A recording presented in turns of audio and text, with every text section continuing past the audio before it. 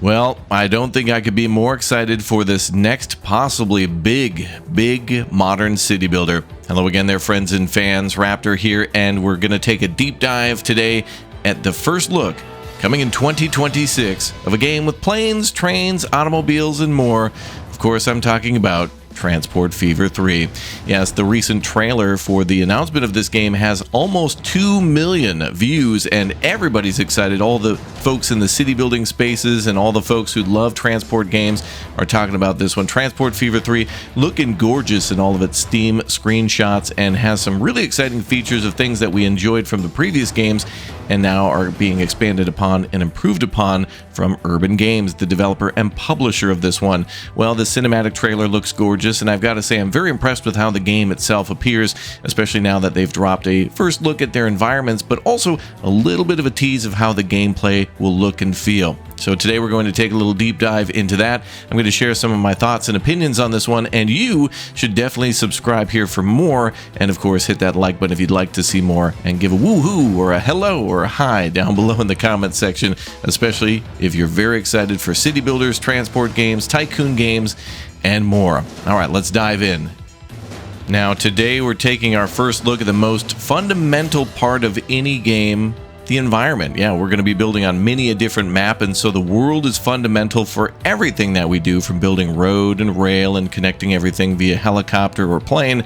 Yeah, there's going to be lots of differences to where you build airports based on the topography, and you want to respect that typography too, because this game has a much more advanced map editor and generator than ever before. And man, does it look gorgeous. Doesn't that just look beautiful? This time around we have 4 different biomes, the traditional like temperate, dry, or desert, tropical, and now a new subarctic boreal tundra that has a lot of alpine, and I just can't believe it. It almost feels like a crime to want to build in these areas, but they look gorgeous and so believable too. It looks like you're actually looking at some sort of a 3D generated map of a real world, and of course there does seem to be elements to import different type of real world locations, and so if you want to take your town or your state or your country and try to import it into the game and then build on that, it seems like it's more possible than ever before.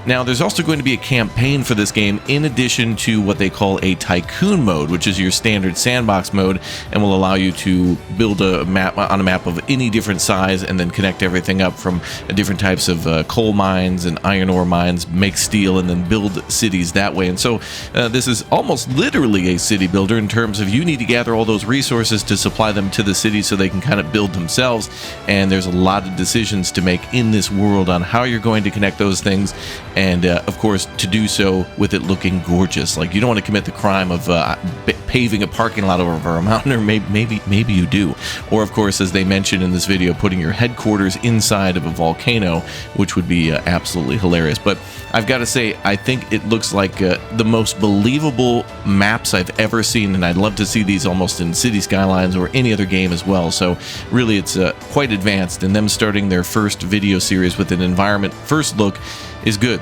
with more additional gameplay coming soon. There is a little bit of a peek at the gameplay though, which will show us now that there's an added day-night cycle, and it does appear that some of the controls might allow us to adjust how quickly time passes. Previously in Transport Fever, you were able to control how quickly time passed in terms of it being like a yearly time pass, like you could control how long a year was, so you had more time to play with certain technologies before new technologies were developed. And look at that gorgeous cloud cover, the lighting, how everything looks is just so advanced, it's crazy. So it definitely looks like a game of 2024 and 2025 that they've been developing for release in 2026.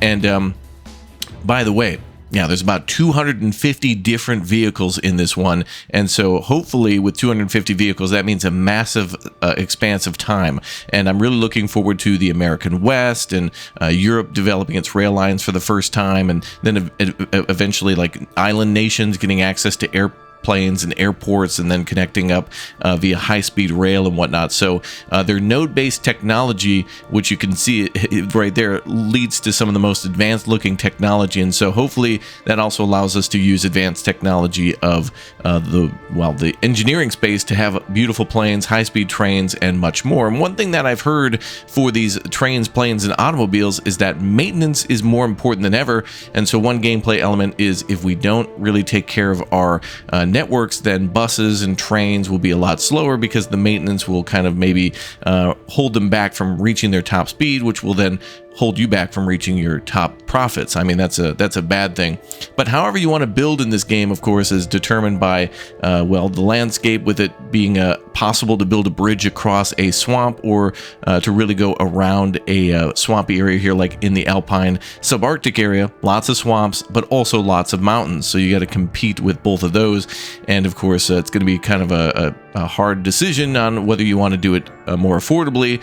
The road's probably cheaper, but then of course you have a longer delivery time for your service. But look at that gorgeous reflective water, the generator better than before, allowing us to get more finite choices on how much shoreline do we want, how much do we want this to be a fjord, how much do we want it to be a mountain, or do we just want a dry flat desert? I mean, it's all up to you.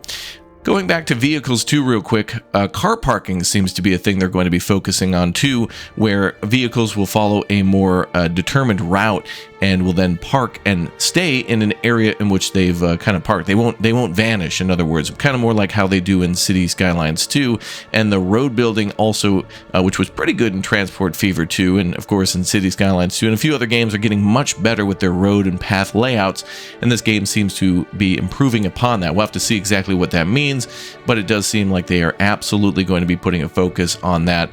And not only do we get one biome here, we're seeing kind of, just the desert or just the mountains, but now the biomes are going to be more diverse. So you can have a tropical landscape that then further inland becomes like a desert, and then perhaps comes into more of a subarctic region if you wanted to recreate a giant nation. Of course, there are many countries and nations that have deserts and tropical locations, the United States being one. And so if you wanted to build across an entire country that isn't just all temperate, yeah, then this is the perfect game for that. So I'm blown away to see that. I hope more games have that in the future, where maps are so big that we're actually seeing like a biome changes. You could have a high-speed rail line go through like 5 different weather, experiences based on where it is, from the subarctic blizzard through a very hot and dry desert. I don't know if we're going to see things like sandstorms or hurricanes or thunderstorms that might shut down our rail lines or cause damage, but with the game of this scale, that could be more possible than ever before.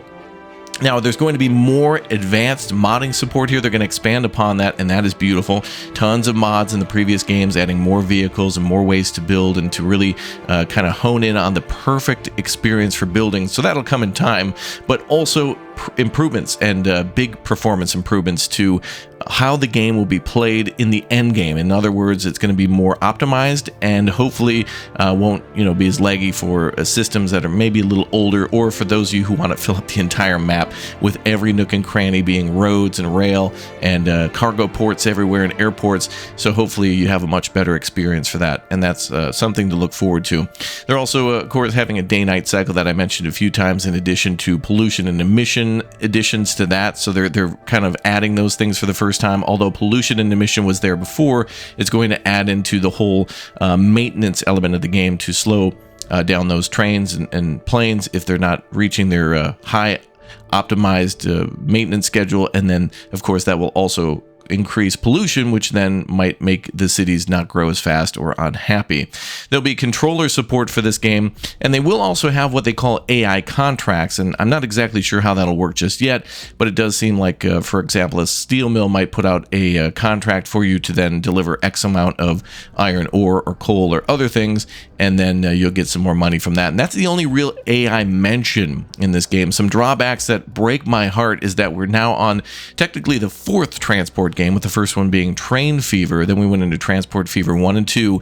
So now this is kind of our 4th game. No multiplayer here. No mention of AI opponents. I'm heartbroken. I don't know why in 2025 we can't at least get an attempt at multiplayer for somebody, but there is certainly a lot of other games out there like Industry Giants and games that go way back like that one, or Open TTD, that allow us to do that. And I just want that experience in 2025, because everybody wants to play a modern game with friends and learn from them and compete. And one of the ways that we love to do it here on this channel is to basically see somebody else build something and then they explain how that works, and then we try it for ourselves and expand upon that. And that would really help a lot of players to learn how to make rail hubs by literally playing the game and then watching a friend do it and having real-time explanation as to how to do that rather than watching endless YouTube videos. However, I certainly would love you to do that here on this channel, so you should absolutely subscribe and hit that like button and get hyped and excited, because this is going to be glorious and gorgeous, and I can't wait to see a more expanded look at gameplay from the developers. We'll see when this one drops, possibly in later 2026. I'm guessing maybe around August, September, late summer, early autumn. So we'll have to see what happens, but it looks gorgeous. The building's beautiful. I'm glad we didn't just get to see trees and shoreline here, but we get to see some boats and some cargo and some trucks and trains traveling. So anyway, I'm going to leave you with the cinematic trailer that's rocketing towards 2 million views, and thank you for helping us to rocket to 2 million subscribers. I'll see you in a bit for more of Transport Fever 3. Thanks for watching.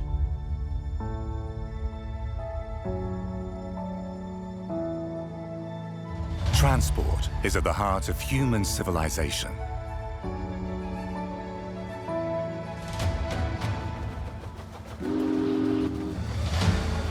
From the early days of transportation to the latest wonders of technology. Starting out is simple. But there is no limit to complexity. No matter where, no matter the challenge,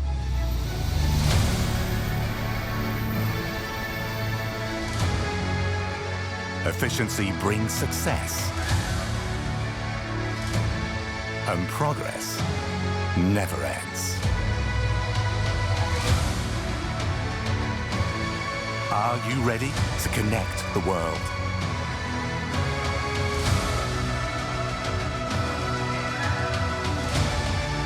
Transport Fever 3.